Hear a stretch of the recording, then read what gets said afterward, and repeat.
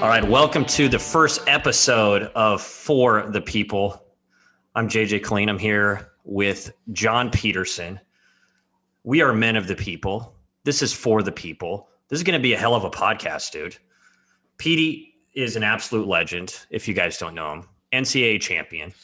Happy Gilmore off a tee in Malaysia, playing with the Malaysian Club Pro. Broke a putter over his knee, has like 75 million views right there. And he's also done a lot of other cool shit. But Petey is the man, and that's all I have to say about you. So basically, full bromance situation. What's up? Unbelievable. Well, on the other side of the table, we have a real-life Roy McAvoy. He is the West Texas driving range pro himself, the self-proclaimed god of Twitter. JJ Colleen has been the Korn Ferry Tour Player of the Year. That was 2012. He has been a PGA Tour member. He knows all about the golf swing, can give any tip to anybody, anytime, anywhere. This is For the People 2021, the first episode. And here we go. We have the first question. Reagan Olson asks, does Jordan Spieth need a new swing coach? Damn, that's coming with straight fire early, I believe, which is basically how we'll be rolling this whole entire time. I think, Petey, pretty much you and I will tell the people not what they want to hear, but we'll tell them what we think is right in our opinion. Listen, nothing against Spieth. Love Spieth. Do I know him extremely well? No. Have I played golf with him a few times? Sure. However, I think at this point in his career, and he's still young. I mean, give me a break. I think at this point in his career, though, after being absolutely on fire at the beginning and up to his expectations, not being that great here recently, I think a swing coach is probably a good move to look at switching. And I think you just take Tiger Woods as an example, dude. I mean, how many times has Tiger switched swing coaches? 3 or 4 or 5? Right. And he wasn't doing it because he was sucking ass. He was number one in the world when he was doing this situation. So Spieth, I think, just needs a little bit more confidence, man. And it's hard to just pull confidence out of nowhere. So nothing against his current swing coach. They've won freaking 3 majors together, but I think now might be the time, dude. Yeah, I love Jordan. Jordan is currently as we sit, he is 35 minutes from me. Can call him anytime I want, but I do think that he needs a change, and it's got to come from his swing coach. They say the first person you fire, right, is your caddy. The second person you fire is your swing coach. The third person you fire is your agent. And the fourth is your wife, right? So he's kind of skipping a few and going straight to the swing coach, which I think is the right play. I don't know who he's going to pick. Cameron McCormick is a hell of a coach. I know he's been with him forever. And I think sometimes you can get lackadaisical and a little bit lazy in your methods, right? So he's been with him for so long that I'm sure half of his lessons, he goes up to Cameron. He's like, Cameron, how do I look? And he just looks at his video. Looks good. Looks great. And that I've had the same thing happen to me where, sometimes that's the best thing as a player for you to hear, right? Because you're like, oh, I'm in good shape. It's kind of a second like someone else telling you that, even though you're thinking it, is a good thing. But when you've heard that for 5 years and nothing's getting better, it's probably time to make a change. Yeah. You know what's crazy, dude? And you know what and it happens a little bit, but why wouldn't so Spieth with Cameron or whatever, and it could happen. Again, I don't want to make shit up, but why wouldn't he say, all right, dude, just to get a fresh set of eyes on you. I know, we're going to still work together, and Spieth still wants to work with him or whatever. He's like, do you mind if someone else takes a look, and Cameron calls Butch or Cameron calls, whatever, Scotty Hamilton or Bradley, who's, I don't know, a bunch of these new instructors. Hey, just take a look and what do you think? And it's going to take him 2 seconds to take a look because Jordan Spieth, everybody knows his swing in the instruction world, right? So I'm surprised that guys are like, dude, this is what I see. I'm not going to step on any toes, but this is what I see. That's what I would recommend doing. And then maybe it works and then you know what I mean? Just a change of pace, not a total switch, because then you're guys feel disloyal, all this other shit could start downward spiraling. But that doesn't really happen, and I don't understand why it doesn't. No, it doesn't happen. I think it's because guys are getting paid so much these times. I mean, I remember in 2015, I hired a guy, and I ended up writing him a check for $78,000 that year. And I didn't make, but on the golf course, I might have made 750 or so. So I mean, you're talking about having two caddies at the end of the day. And when you have two caddies, one's getting paid more than the other. You're talking about 22% of what you're making straight away to your caddy and your swing coach. So, yeah, I mean, maybe for a look or two here and there, but when you're trying to pay two guys, and I know it's not a big deal for a guy like Spieth because he's got infinity money, right? The guy's got infinity money. It's never going to end. So maybe his perspective is different from mine. But for me, I mean, man, to pay two guys back then, I'd have lost my house. But for Jordan Spieth, I think it's probably time. I mean, that's been the talk of the golf world here for 2 or 3 months, but our opinions obviously aren't going to matter to him. Even though I did beat him in a playoff at the Jones Cup in 2011, he's probably still not over that. That may be of what caused his bad play as of late. Probably why he doesn't have a Grand Slam, honestly. Like you beating him, he would have the Grand Slam, but like that's in the back of his head right there. So that PGA Championship hasn't gotten away because of the Jones Cup. Yep. But it's obvious to everybody. Yeah, it is. I mean, I don't know if enough people are talking about it. Sometimes people on Twitter, Instagram, whatever will be popping off. Again, these guys want to do what's best for them, but they're loyal human beings too, right? They're not going to just screw somebody up a wall for no reason. I mean, these are loyal people. You've had success with somebody. You've won 3 majors. It's a difficult choice. However, I think the writing's kind of on the wall right now. Right. Yeah. I think that eventually he will, at least think about getting a different opinion, because what's a different opinion? What's it going to hurt? What's it going to hurt at this point? He's played a year of golf where even to his standards was just not even him. I mean, he might as well have played left-handed last year. And, it's got to stem from something. And yeah, he got married. He had some life changes. You and I know that marriage and kids and family complicates things. And he never had that before, but you can't make an excuse like that, for what he did last year. I think, at the end of the day, he's got to sit down and be like, man, I played like dog shit last year. I think he's done it. I don't know who he's going to pick. I don't know if it's going to even happen, but for you and I, just a couple talking heads, old golf guys, it's probably time. Maybe he'll come see you. Maybe he'll come out to Lubbock, Texas, and come get a lesson from the driving range pro. That would be life-changing. I don't know which direction his life would lead, but it'd be life-changing nonetheless. All right, homie. So let's there's some questions on here that are heat. So we appreciate, first of all, everybody on Twitter, Instagram asking all these, but this is kind of like just for us in general, and then we'll bring in a little more heat. TK Kelly says, what's the best stretch of golf you've ever played in your life, and how long did it last? Yeah, well, being that we are a podcast for the people and by the people, these are questions from the people that care about listening from us. TK Kelly asked the best stretch of golf that we have played. And for me, mine wasn't even in the limelight. Mine was in college. I was trying to make the Walker Cup team in my senior year of 2011 at LSU. Won the Jones Cup over the aforementioned Jordan Spieth in a playoff. Had 4 straight top 3s in college, then won the national championship. And then all through that summer, Harris English beat me by 1 in the nationwide event up there in Columbus, Ohio. And I waited around I ended up losing in the Sweet 16 at the USAM. Spent the entire summer trying to make walk-up team. Played great. Ended finishing that summer 5th in the World Amateur Golf Rankings. They take the top 10 for the United States team at the Walker Cup, and I did not make it. But that was the best stretch of golf for the most extended period of time. That was about 8 months. And I've never played that well for that long in my entire life. Yeah. You not making that team, that was like an Adam Gase situation, Jets hire. That's how smart whoever made that decision is.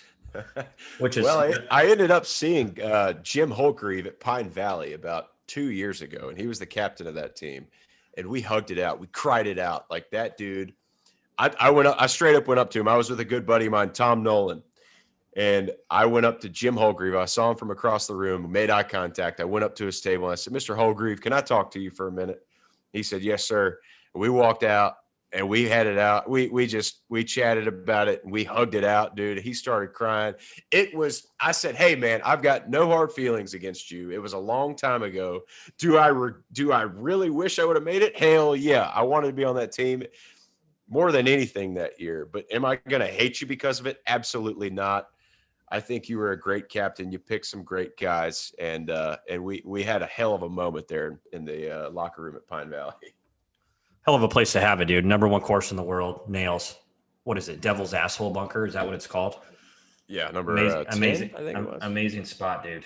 Yeah, dude. Streaky golf is interesting, man, because like, you know, I was on like Korn Ferry Tour 4 years in a row, not playing bad, like top 60 or whatever, keeping my card, and then 2011 I played well. And I won 2 tournaments in a row, 22 under, and then missed the cut at like 5 under, which I usually do in a Korn Ferry Tour this summer. And then was 21 under going to the last round again, the tournament after that, like going for 3 out of 4. And then I don't even know if I broke par after that day, but it's crazy, dude. Like, and basically the moral of that story is, am I awesome? Yes, of course I'm awesome. Also, the moral of that story is like streaks happen. For some people, they're like months. For some, they're years.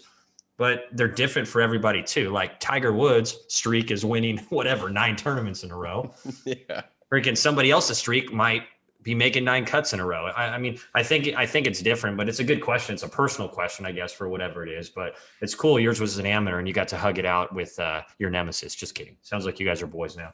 Yeah. Well, I found his business card in my desk the other day out of nowhere, and it said Jim Holgreave, U.S. Walker Cup captain. And I saved his phone number in my phone just in case I get drunk enough one night to call him and just, say, hey, man, let's be buddies. I want to be friends with him. Like, I have no hard feelings at all against Jim Holgreave. I think he's probably a great guy. I've just hung out with. You know what the one thing was that really screwed me that year? I think it was the morning of the Sunny Hannah on the 3rd round. I was out there just completely hungover as a 22-year-old trying to make walk-up team. Oh, I played fine. I think I shot like 68 or 69, but I came up to him and I looked like I had just rolled in from Taco Bell and eaten 14 Senna sticks, shirt untucked, shoes mismatched. I played fine. I think it was not the golf that mattered. It was the appearance that really did me in. Dude, I mean, if coming in warm, smelling like Taco Bell and booze doesn't get you on a national team, then I pretty much don't think I'll ever play on a national team for the rest of my life. That just sounds like a Tuesday to me. Like it just sounds like a hell of a deal, bro. All right, we can we'll bring some more heat from the people. I mean, dude, some of these first of all, we got like a gazillion questions, which are nails, but obviously let's just bring the heat immediately. So Jon Rahm, former number 1 in the world, obviously not long ago, bounces back between 1, 2, and 3, I guess. Switched, new club company. All right. Callaway Golf. Love the guys there. They're nails. Petey, I think you should just come in warm here with your sentiments. Was it a good move by Rahm? How's he going to play? What do you think about guys that are number 1 in the world switching equipment? So I don't think that Jon Rahm is going to have immediate success switching to Callaway. Could be wrong. But what I did just learn is that he played Callaway in college. I thought he was a TaylorMade guy for years, which I recently learned wasn't the case. He actually was a Callaway guy in college, switched to TaylorMade when he turned pro. Now he's back at Callaway. They had to have paid him life-changing money for him to have switched because obviously his run-up with TaylorMade was so fast and so extreme that it had to have been life-changing money for him to sign the contract. I don't know what it is. I'm speculating here, total speculation, but it's got to be $20 million a year for 5 years, something like that. I don't know. Obviously, I haven't seen anything for the people, but people want to know numbers. That's the number that I am guessing. And to answer your question, absolutely not. I don't think he's going to have the run up that he did with the TaylorMade equipment. I love the Callaway guys. I think they make awesome stuff. That's not, Titleist. Obviously, if he would have switched to Titleist, he'd probably plummet, lose his card. But the Callaway signee, it's a different ball, right? You're looking down at a different ball. You're looking down at a different shaped head. Like the ball is what changes it for me. So I went from playing a Titleist ball to a TaylorMade ball. It didn't bother me because the TaylorMade ball is prettier. But Jon Rahm goes from a TaylorMade ball to a Callaway ball, completely different look. And you're seeing it on every shot. That's the big difference. We'll see how he finished 7th last week at the Tournament of Champions. So obviously it didn't affect him too much. But I don't think he continues the tear that he was on last year, at least in this first year of his contract. Dude, I think that's a respectable answer, honestly. I mean, here's what I know about him. He's like a born ass-kicking machine. I think he's just like, dude's got so much fire in him. I know he's wearing Travis Matthews shirts now, and I know he's a Euro, but they're a little too Euro cut. Like it was a little tight. And I think that might be his main restriction. Regarding equipment, dude, he's straight piss missile with this driver. Like nobody's going to switch companies regardless of the amount of money. Well, I shouldn't say that. Like I'm a huge sellout potentially for a regardless huge amount of money. I think you would be too, Petey, if it's ridiculous. However, 100%. No one's going to play a driver that goes considerably shorter. It's just not going to happen. Mm-hmm. I think he's hitting the driver probably better, if not farther. I tested this thing. Total piss missile driver. Irons, I think it's easy to figure out driver. But you're right. There is like, what are you looking at? I'm used to looking at a different ball, blah, blah, blah, all these other things. I know he finished like 7th the first week, which is a nice start. But, dude, I think, and we talked about this the other day, and you didn't believe me, but, dude, I think he wins a major this year. I really do. I think he's, dude, that's what I think. What do I know? I'm probably the second smartest person like on this pod, but dude, I think he wins a goddamn major this year.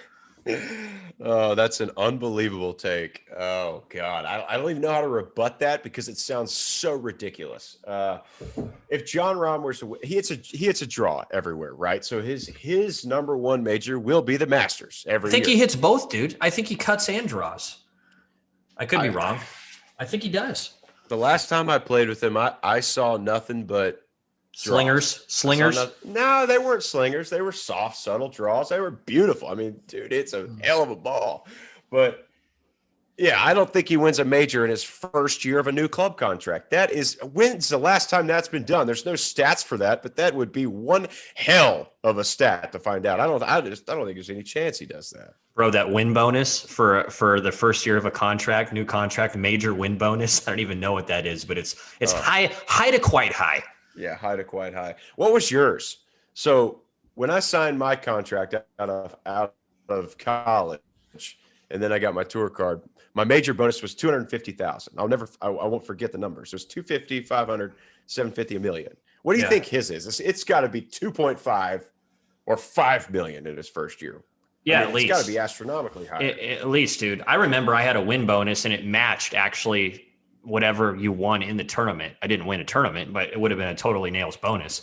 But dude, I think that, God, I don't know, man. I don't really know because he's like full head to toe. Like he's the clothes, he's the Top Golf. They bought Top Golf. Like he's the ambassador, bro. Like he was straight up a free agent and stripped it all. He still has whatever, one of those other sponsors. But I'm telling you, bro, I think each win, he's $3 million, probably $2.5 to $3 million, or else they just paid him so much up front. And it's just like, right. He's just ready to be an ass kicking machine anyway. Kind of like the huge deals that Tiger gets and things like that. They're like, Tiger, he's not playing that much, but boom, he's going to be one of the highest paid guys regardless. Right. Yeah, I love seeing that end of the year stat where Tiger played like 7 tournaments but made $140 million. It's like, golly. Dude, I mean, it's crazy. And, he lost, and I haven't. We can get into this later. Petey, have you watched any HBO Tiger Woods stuff yet that came out? As we speak, Amanda is watching it downstairs. She's addicted, and no, I haven't started it yet with her because she keeps watching it without me. Yeah, I need to watch that. We can definitely do like a recap or whatever regarding that. But I mean, the guy lost hundreds of millions of dollars during the scandalous year or whatever. And I think it's all back. Like, I think everybody's picked him back up. It'll be interesting to see what this does. I heard of some negative stuff, but I guess I'm going to hold judgment until I watch it. Yeah, no, I would love to watch it. I would love to see what Tiger Woods was like when he was, I don't know what he was like in high school. I don't know what he was like in middle school. I've never known that. Like, no one's really, that's kind of a big mystery for everybody. I know what his dad was like because I've read that book, Training a Tiger. I'm sure you did too, back when I was 10 years old. But I've never really watched footage of him other than dominating golf tournaments or, him hitting a fire hydrant and his wife coming at him with a 9-iron. Like this stuff that resonates in my mind with Tiger Woods. There's 2008 at Torrey, and then there's the apology on ESPN in front of the world in like 2010 or whenever that was, 2011. But those two images, and then him coming back and winning the Masters in 19, those are the three images that I have in my head when I die. If I have Parkinson's, Alzheimer's, dementia, whatever it is, I will be able to remember when Tiger Woods won at Torrey Pines with the double fist pumps, and then when Tiger Woods screwed his entire life up, ran his Escalade into a damn fire hydrant, and his wife chased him out, hit him with a 9-iron. That press conference that he did after that, I'll never forget that. And then in 19, when he put the green jacket on for his 15th major, those are the three events in Tiger Woods' history that no matter if I have dementia, Parkinson's, whatever the hell I have, Alzheimer's, I will never forget. I don't even know why I said Parkinson's because that doesn't matter at all. But Alzheimer's, I'll still remember that Tiger Woods memory. Well, if you have all those, it sounds like you'll still remember, which is good for you. Yeah, dude, everybody has like a Tiger memory or whatever. But I mean, when I was like in high school, I remember going to the US Open in 2000, and dude, he won by 15 shots. And it was like, I don't know if there's ever been more of a dominating performance in golf ever I've seen in my life. I mean, I'm sure old Tom Morris with a feathery whipped a bunch of old white dudes in like the 1800s by a million shots. I have no idea what guys wearing ties or whatever, but those were real human beings trying to win the tournament, right? Right. It's not like this is just, I mean, we're talking like Ernie Els, who had like 15 seconds to Tigers. He won a few majors, but he'd have like 2 Grand Slams, I think, if Tiger wasn't around. I mean, it was ridiculous. So the dude won by 15 shots, 97 Masters, his first one, honestly. And then, like you said, the 2019 Masters, dude, that was, I mean, it was in the morning watching it. It was like a full Bloody Mary, bar buffet at my house, party Full situation. boner. It was amazing. Yeah. It was amazing. I wish they had a 9:30 shotgun Sunday, the Masters every year. It'd be nails. Can you imagine being in second place in that 2000 US Open, 15 shots back, and looking at the leaderboard, being like, this kid that we've heard so much about for all of these years is finally just coming to fruition. And knowing that the future for the next 10 years was just going to be a complete ass-kicking machine, unstoppable. And knowing that you have no chance. You have no chance. I don't know how many majors you won between that US Open and the 2008 one at Torrey Pines, but it had to be pretty much all of them. I mean, minus his 97 Masters. Dude, it's unbelievable. Tell me if you've heard this story before regarding the 2000 US Open. Okay, so Stevie Williams, world famous caddy, nails caddy for a lot of famous folks. So first of all, Tiger made a triple bogey that tournament on Saturday. He made a triple. I believe on Friday, on the 18th hole, he hits a pole yank into the Pacific Ocean. You remember this or no? No. You were young, bro. I was like 6. Okay, your memory when you were 6 was shit. So he hit a pole hook into the ocean. And Stevie is like kind of looking at him, and he's like, we got to hit 4-iron. You know what I mean? And Tiger's like, what the hell are you doing? Like, give me another ball. Like, I'm playing great. I just hit one bad shot.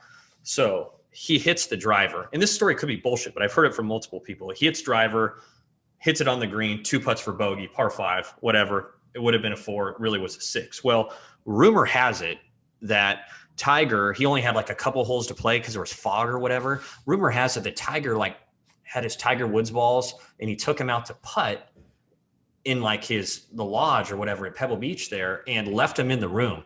So that ball that he won by 15 shots on the last hole, that was his last ball. So he straight up would have been Dairy Queened if he would have yanked another one into the Pacific Ocean. And I've heard this story from multiple people, from caddies, and I don't know. I need someone to really confirm this, and I'm just going to believe in my head that it's true. I really think that happened. I'm still convincing myself that it happened. I'm just wondering if you've heard it before. I've never heard that. No, I haven't heard that. That's incredible, though. What in the world would have happened if Tiger Woods would have pulled that one into the Pacific and he reaches for another ball and there's none left in the sack? And he wins the tournament by 15, bro. And he's sitting there. I mean, he yanks one. This thing is in between Hawaii and Japan. And he's just like, give me another ball, Stevie. And Stevie's like, I got to give him a ball. You know what I mean? Because he's probably shit canned if he says, bro, there's no more balls. Like, what do you tell a guy he has one ball left and he hits sand wedges up the hole? Like, you can hit sand wedges up 18 and make your quad and just be on your way.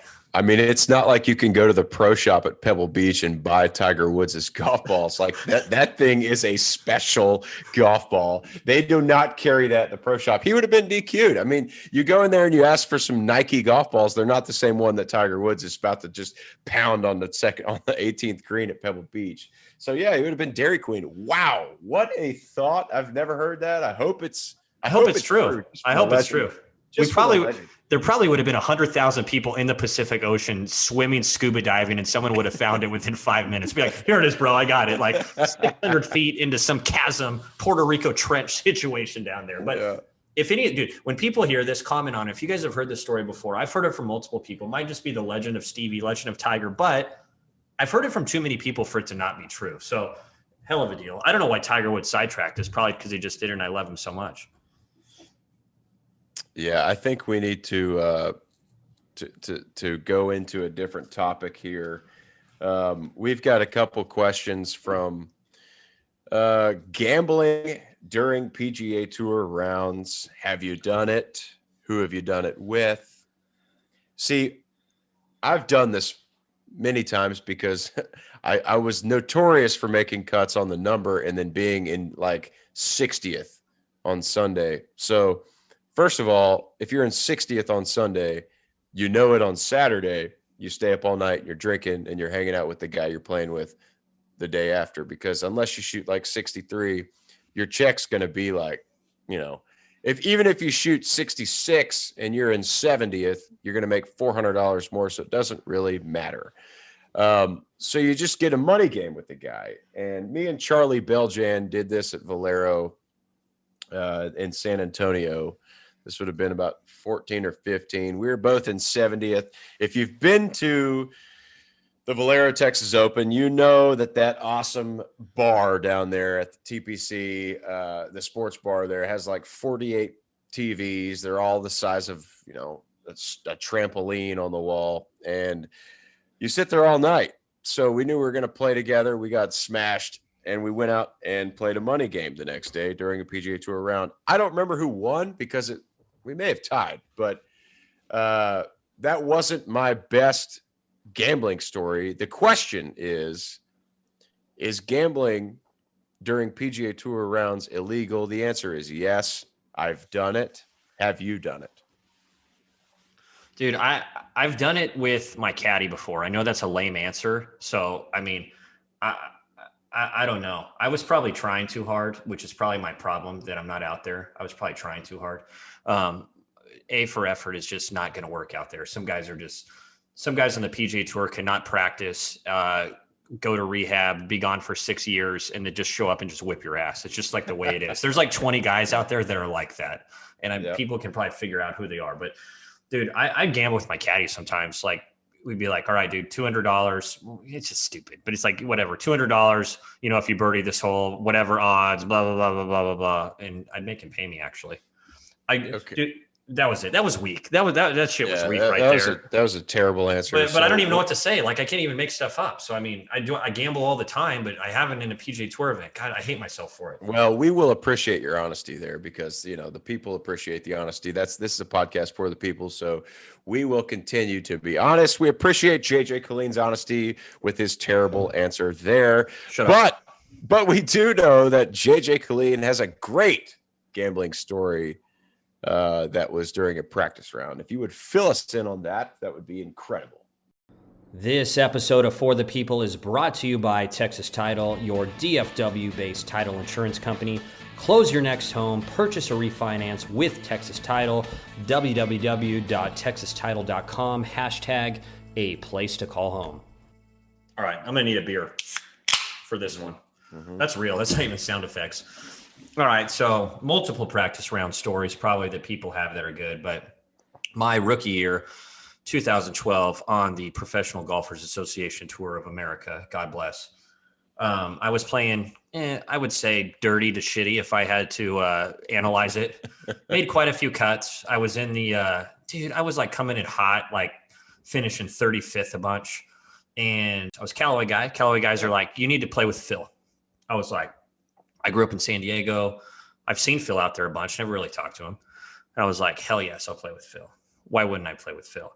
You know, everybody knows, you know, Phil, if you play with Phil, dude, you better be ready to gamble a little bit. Like Phil's whatever, bring a man. stack. Bring a stack, get your juices flowing. Like you're not just going to show up and like, oh yeah, I hit my drive here. You should hit it here. Here's this slope. Hell no. Like, you know, if you're going to go out there for a goddamn practice round on a course he's played 500 times, he's going to be ready to beat my brains in probably. So anyway, dude, we go there.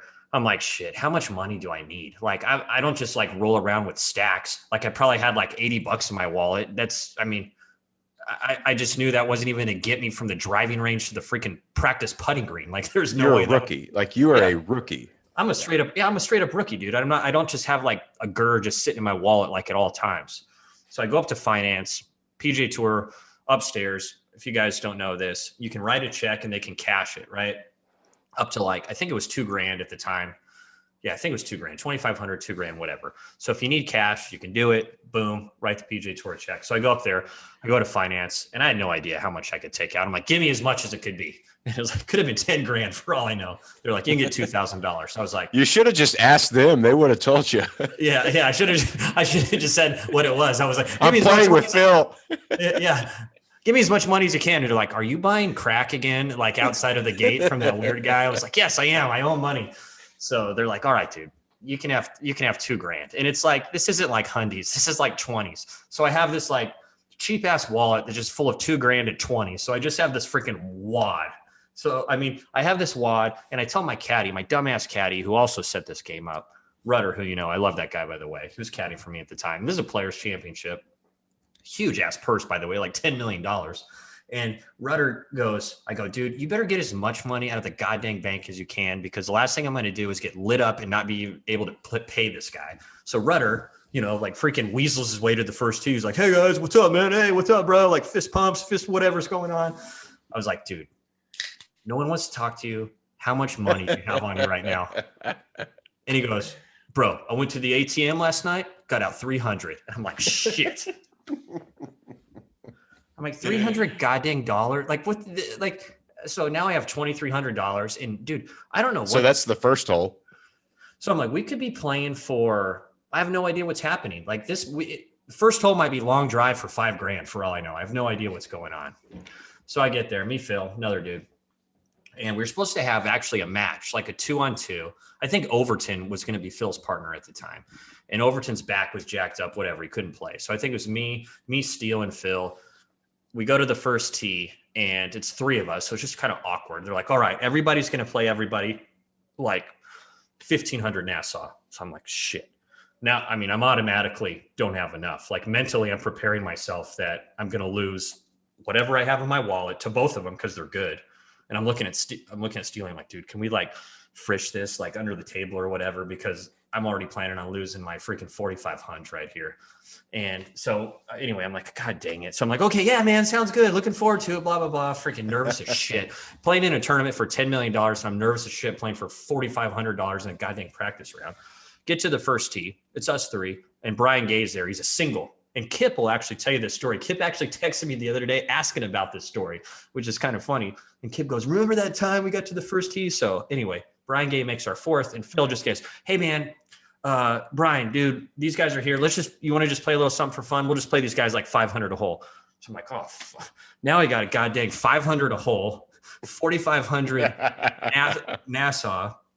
So I'm just like, oh, like in Steele, he looks at me and this is like totally legit. He goes, dude, Phil will hit some dirty shots, but like, don't ever count him out of the hole. Like some of his worst shots will be winning holes. I swear to God, just like That's going to happen. So just deal with it. So I'm like, oh, great. This is going to be amazing. I'm going to watch Phil hit dirty shots and take $4,500 from me, and dirty and like bad. So yeah, whatever. First hole, Phil hits a whiff flare, like wedge from the middle of the fairway, downhill plug lie, and like somehow spins it to like an inch. And I like 2-putt from 10 feet. And I'm just like, what is happening? I'm like, this is going to be like a magic show. Second hole, whatever. We both make birdie. Third hole, it's a 7-iron to like an inch. And Steele and I are tied at the time. So I'm like, oh shit, now I'm down. So 1,500 right there, like mental midget, like to the extreme. So the fourth hole there is right by the driving range. TPC Sawgrass, if you guys have played it, you've been there before. It's right by the range. There's like a little instructional shed there or whatever. And it starts like raining, like thunder. And I'm like, oh my, thank God. Like, this is the best day of my life. Like, we're going to get freaking rained out here. So I get rained out and it's like pouring, but it's not for long. Everyone's looking at the radar. They're like, it's going to be like 20 minutes. Phil's like, I ain't waiting 20 minutes to play course. I played a million times. He goes, just pay me the 1,500 for the front nine. We'll be good. And he was like, I'm just kidding with you, dude. He like pieces out. And I'm like, oh. but anyway, awesome guy. I kind of saw him around that year. Haven't really seen him much since then, but hell of a nice dude. I just thought it was a pretty good story. I mean, guys, dude, and the other thing he said on the first tee, he's like, dude, let's play for, I don't want to make anyone nervous, but like, we got to play for something to get our juices full. I'm like, oh God, the threshold for this is massive. This is a huge dispersion rate right here. Yeah. We have a billionaire and a thousandaire on the who went to finance and he's sweating and he's got 120s in his goddamn wallet right now. And a caddy who limped to the bank for 300 extra. Okay. So I've got a Phil story as well. I've actually never played with Phil Mickelson, and that was, you know, I spent a while out there and I never got to play with him, but I did eat a lot of meals with Phil, ironically enough. Memphis in 2016, I was playing at early tee time. It's like 7:30. I'm sitting there having breakfast. I think I was first or second off, and Phil was right behind me. But Ricky was playing that year, and so Ricky comes and sits down with me. We have known each other a long time, so we just start talking about whatever. And Phil walks in, goes to the buffet, gets his food, looks around. He sees Ricky. Obviously, he knows Ricky really well, and they play a lot. So he comes and sits at our table. And I had never met Phil. This was, 2016, my third year on tour. So I introduced myself, and we sit there and we start chatting. And one of my hobbies outside of golf and deer hunting and being an outdoorsman in general is stock trading. I've always been into it. I like to nerd about it. I like to read about it. I like to watch Kramer in the mornings and Stuart Varney and all those guys, Charles Payne. So we start talking stocks with Ricky, and Ricky doesn't really give a damn because, he just doesn't care. He's just ready to go whip everybody's ass on the golf course. But me and Phil start talking stocks, and he gives me this stock pick. I'm like, I'll be damned. I never heard of it. I'll take it down. We end our breakfast. We all go play. And it wasn't 2 weeks later that Phil Mickelson gets busted by the SEC for insider trading. For that stock pick that he gave me. And I can't remember the ticker now, but I wish I could, because it would have been so much better. But I'll be damned if it wasn't 2 weeks after he sat there at breakfast and told me to buy that stock. We had to pay $1 million back to the government. I've got a hell of a deal for you, Petey. And he was right, too. It went up like 100% in 2 weeks, but I think he had to pay it all back to the SEC. I don't think he really ever got in trouble. I think he just had to pay a big fine, and that was it. I mean, I love Phil. I mean, dude, Phil's good for golf. Tiger's good for golf. Who really knows what their relationship was like when they were really cutthroat with each other? But I think they're boys now, obviously, ever since their little $10 million match. But, dude, ever since Phil got on social media, he's nails. Tiger, I would never call him standoffish, but he's a freaking icon. So it's just it's different. The most recognizable athlete in the world, right? Him and Jordan, potentially, I would say. Right. So yeah. It's a little different scenario. However, I love both those guys, man. What did you do the first time you saw Tiger up close and personal? Dude, I couldn't believe I was the same height as him. So I'm like 6'1".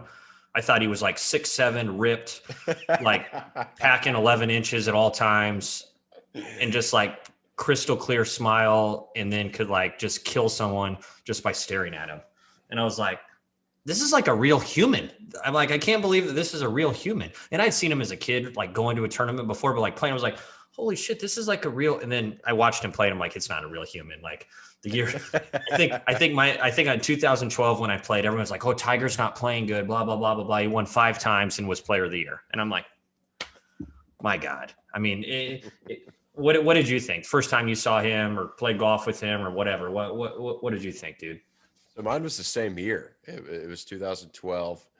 That would have been the Olympic Club at the U.S. Open, and I had local qualified. Okay, so I had no status in 2012, zero status, didn't have a place to play.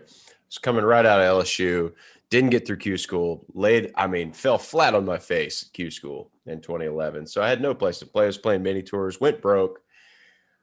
Local qualified for the U.S. Open at Miramont Golf Club down in College Station. I drove my sister's car there from Baton Rouge. She had a Camry, a Toyota Camry with 1 million miles on it. I drove her car because I couldn't afford to drive my truck. I was that broke. Drove to College Station, stayed on one of my childhood friends' couches. Didn't want to pay for breakfast the next morning. So I ate a Hershey bar that I found in his pantry for breakfast. So I went to Miramont, shot 64. I'll never forget it. I turned my card in. Vern Spurlock was the USGA official there. You probably know Vern. Vern Spurlock was the Texas USGA official. I looked at Vern and I said, Vern, is that going to be good enough?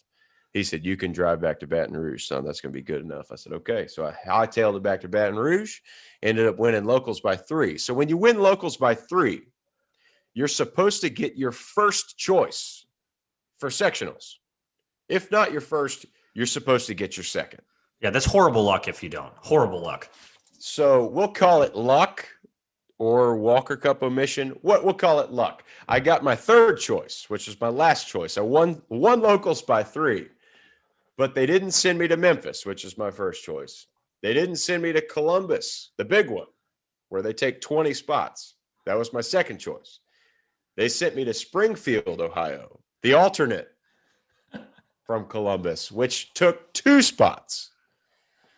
So I didn't care. I was just happy to be in sectionals at this point, and I knew if I played well, I'd make it. So I ended up driving my sister's car, same car, from Baton Rouge to Memphis to try to Monday into the FedEx St. Jude Classic there in 2012.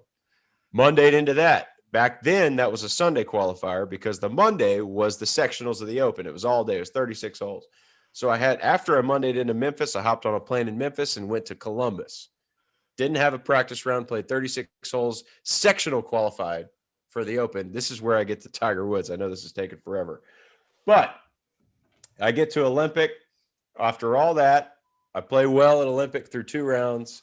The third round, I'm paired with David Toms.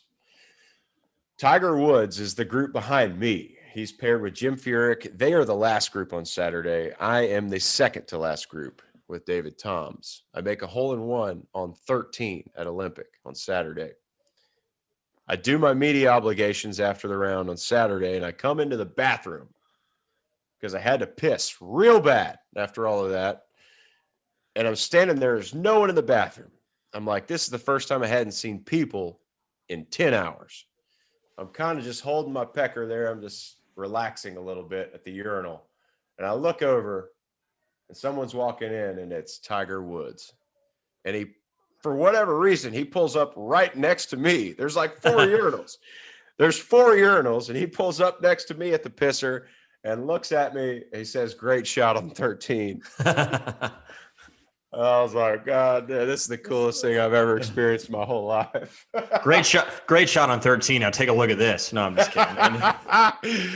Yeah, it was incredible though. That was my first experience. Like, he's 2 feet from me. He's looking at me. He said, hell of a shot on 13. I said, thanks, buddy. Dude, that's a nail story. That's for the people. I don't know. I mean, first of all, no one else could say that.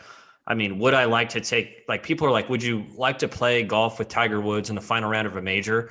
Or take a leak next to them in a standard urinal, that's an easy answer for me. But the people know me. I also vote that a shower with defensive backs in an NFL locker room is at the top of my bucket list. But it goes without saying, that's a hell of a life moment.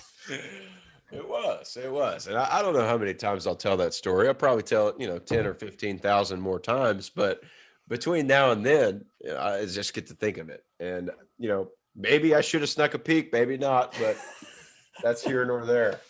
I mean, God dang, that's beautiful. All right. We'll get to a couple more questions for the people. This could be like 10 hours long, could be 20 minutes long. I don't think so, but this is for you guys. And the only people we love more than you is ourselves. So just so you guys know that. All right. Sam McNamara says this, and we kind of talked about it a little bit before with the bacon, the sugar candy crack bacon at PGA West. Which course / clubhouse / tour event has the best food all year? Well, I think you got to stick with the invitationals here. Jack's Place at Muirfield Village, Columbus, Ohio. You've got to have it at the top of your list. They get a lot of attention for their milkshakes, their Buckeye milkshakes. Shout out to the Buckeyes for once again losing to an SEC team in a national championship. But that is not why they're famous. I think it's because they have no menus in the player dining. They don't have a menu. You can order whatever you want. At least they did 6 years ago. God, 6 years ago when I played at Jack's Place. Same with Arnold Palmer's place, Bay Hill.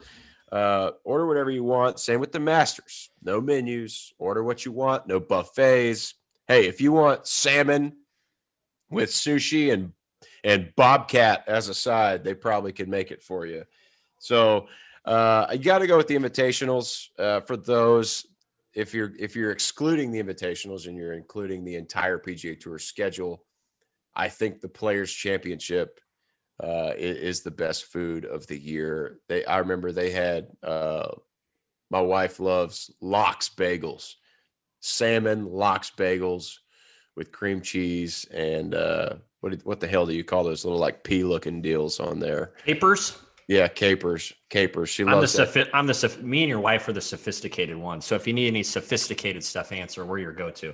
Yeah, she likes those pea-looking damn things on her bagels with salmon. So I think you got to go to invitationals and players. And I obviously that's like almost a standard answer because those are the best tournaments. But that's really what happens. I mean, the best tournaments have the best food. Dude, no, for sure.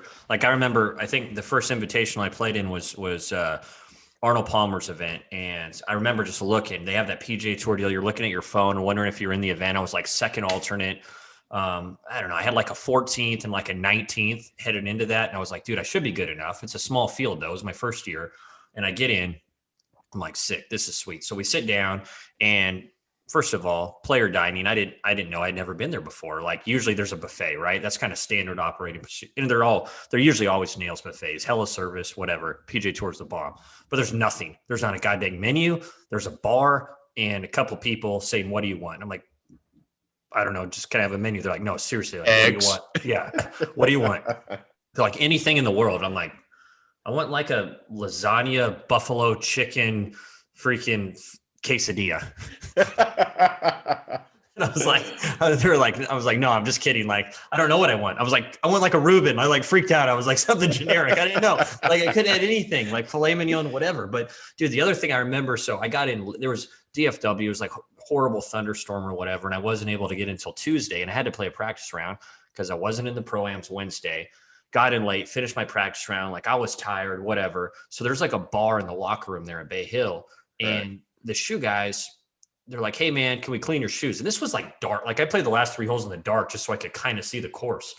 And they're like, dude, I'm looking for like a couple beers. Like no big deal. If you don't have them, I'll go by like 7-Eleven my way home.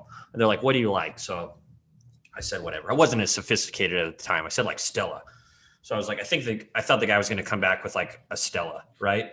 The guy came back with a goddamn, this was before Yetis, but the guy came back with a full chest, 24 beers minimum, iced down. I couldn't even hold him.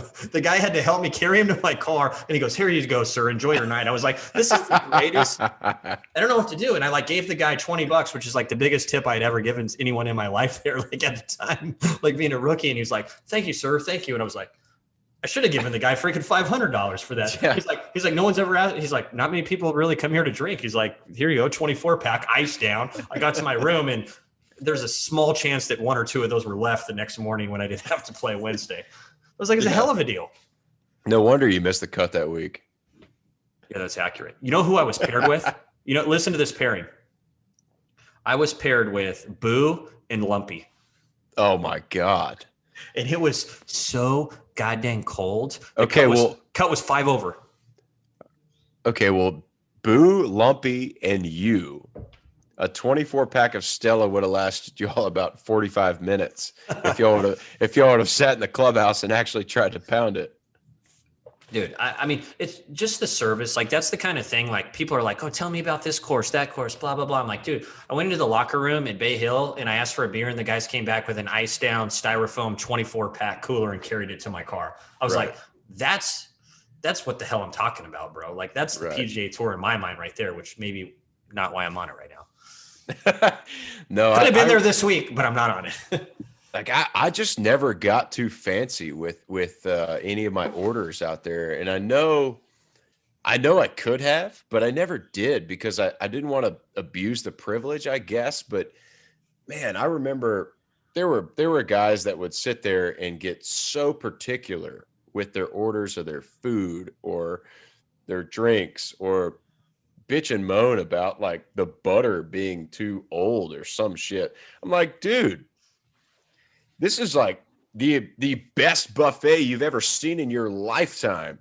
Yeah, it's mostly older guys that had been out there a while, and they, complained about the food. Like some of the tour wives would sit there and not eat. And the damn thing's full of lobster, steak. There's a prime rib guy sitting here under a light, and they would not eat because they were going to go get something like smoothie that they didn't want to eat the damn prime rib at the country club. It was unbelievable how bad some of these tour wives and players would treat the dining, because it was maybe not exactly what they wanted. Dude, no, the dining was like, it was nails. I remember, like, me at my time, my daughter was little bitty, like 2 years old. She's older now. We go there all the time because it'd be open for dinner too. Like, that's where we would eat all our meals. The one thing, dude, so like at the time, like, egg whites were hot. Egg whites only. If you're gonna be a professional athlete, egg whites only. So like, fuck, I wasn't gonna do that. I never ordered egg whites only in my life. Like, what a waste of time. But I remember going and getting an omelet, and I'm like at the back. First year, you're at the back end of whatever wave you're at, right? So like, I was at the end of the omelet situation, probably because I was coming in hot anyway, playing late, and I'm like, I'll take an omelet. And the guy's like, egg white only. I was like, no, like, what are you doing? So the guy's making me an omelet normal. And I look to the side of him, and there's just a bowl of yolks, like 40 goddamn yolks. And that's the difference between the PGA Tour and Korn Ferry. The guy made 40 omelets, and none of them had goddamn yolks in them. He just had a bowl of yolks that he was just about to throw away. And I was just like, what a world that someone thinks an egg white omelet is going to change their goddamn life, and we're throwing 40 yolks down the freaking drain. Yeah, I don't know what that story had to do with anything, but I thought it was worth telling. Yeah, I mean, it's quite that. Once someone gets on a train of eating out there, I guess everybody kind of follows it. You see the Julie's Reel, right? The granola that everybody's on now. I think Spieth started that a couple of years ago, and now everybody wants it. Yeah, like, once somebody like wins a major or wins a tournament and they see them eating some sort of food, everybody does it. So yeah, no, absolutely not. I do not want yolks in my omelet because that guy won last week and he had egg whites all week. No, the PGA Tour, there's like a cult disposition there. Like, if somebody wins with an instructor and they think that person was not that good for some reason before that instructor, like 9 people switch to that instructor like 5 minutes later. We see it all the time. Right. Like, I could be like, JJ, you won this tournament. Like, you came out of nowhere. Like, well, I got my nipples pierced last week, and I've never, like, I've always had one pierce, but like, I figured I'd go with 2. And then like, I just felt like it was the right time to pierce both nipples. Like, I feel like that was a good life choice.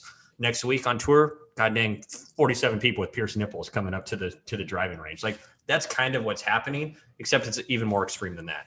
Yeah, and you can't blame them. I mean, it's a momentum play, right? You just gotta keep playing the momentum. You pierce your nipples, you win. I'm going to pierce mine next week, and I'm going to win. That's kind of the mindset of every tour player. Yeah, that's it. I mean, first of all, of course, I would pierce my nipples for a PGA Tour win. Second of all, so would everybody else, and that's the whole point of the goddamn story. If they think it would happen. All right, Petey. I would pierce a lot worse for a PGA Tour win. Yeah, I don't have enough room for a lot worse, but my nipples, I have room right now. Well, anyway, we've got, we're about an hour here. We are about to wrap this thing up. The first episode of For the People podcast. We have enjoyed our time with you today. Thank you for all your questions.